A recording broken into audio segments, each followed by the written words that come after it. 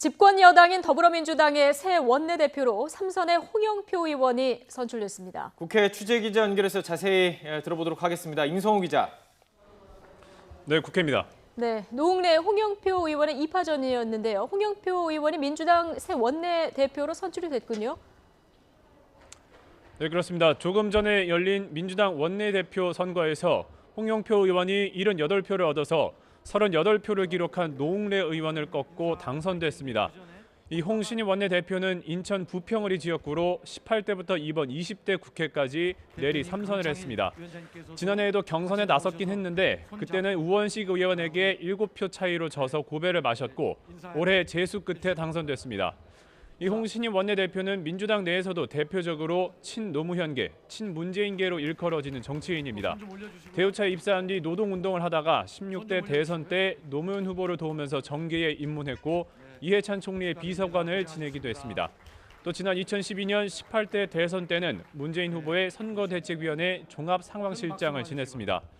20대 국회에서는 국회 환경노동위원장으로 선출돼서 노동시간 52시간 단축법을 통과시키는 등 이 노동 현안 해결을 하는 데 집중을 해왔습니다. 네, 최근 그 야당이 드루킹 특검을 주장하면서 국회 파행이 계속 길어지고 있는 상황 아닙니까? 홍신임 원내대표의 선출로 이 같은 꼬인 상황이 좀 해소될 수 있을까요?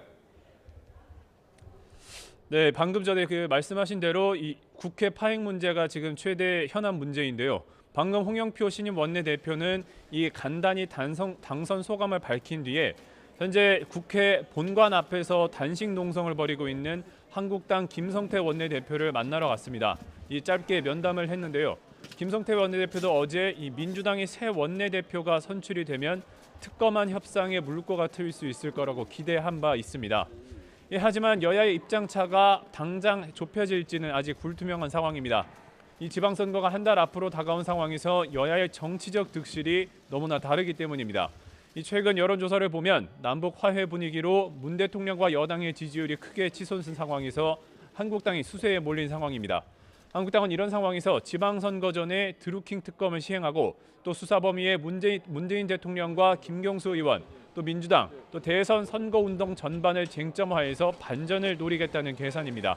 여당은 여당대로 드루킹 특검으로 지방선거 판도가 흔들리는 걸 막기 위해 처리 시기를 최대한 늦추려는 입장입니다. 이처럼 여야의 협상이 지방선거를 둘러싼 정치적 득실에 따라 고착된 상황이어서 이 홍영표 신임 원내대표가 선출이 됐다고 해서 국회 파행이 극적으로 해소될 수 있을 가능성은 적다는 분석이 나오고 있습니다. 네, 이런 가운데 정세균 국회의장은 지방선거에 출마한 국회의원들의 사직서 처리를 위한 본회의 소집을 언급을 했는데요. 이것도 지금 야당이 거세게 반발하고 있지 않습니까? 네, 그렇습니다. 방금 말씀하신 이 문제도 이 국회 파행을 풀기 어렵게 만드는 주요한 요인 중에 하나입니다. 정세균 의장이 이번 지방선거에 출마하는 4개 지역 의원의 사직서를 처리하지 않으면 그 지역의 국회의원 공백 사태가 내년까지 이어진다고 어제 우려를 표한 바 있습니다. 그러면서 이를 처리하기 위한 본회의 개최를 언급하면서 국회 정상화를 우회적으로 압박하고 나섰습니다. 이에 대해서 야당은 정 의장이 본회의를 소집하면 더욱 강력한 투쟁을 벌이겠다고 반발하고 있습니다. 특히 한국당의 속내가 복잡한데요. 만일 이를 사직서 처리를 위한 원포인트 국회가 열리게 되면 자기 당 소속의 염동열, 홍문정 의원의 체포 동의안이 자동 상정이 되게 돼 골칫거리가 됩니다. 국회법에 따르면 현직 의원의 체포 동의안이 국회에 제출되면 그 제출된 이후 첫 본회의에서 이를 보고하고 24시간 이후 72시간 이내에 무기명 표결을 해야 하기 때문입니다. 만일 표결 처리가 안 되면 이 두 의원은 언제든 체포가 가능하게 됩니다.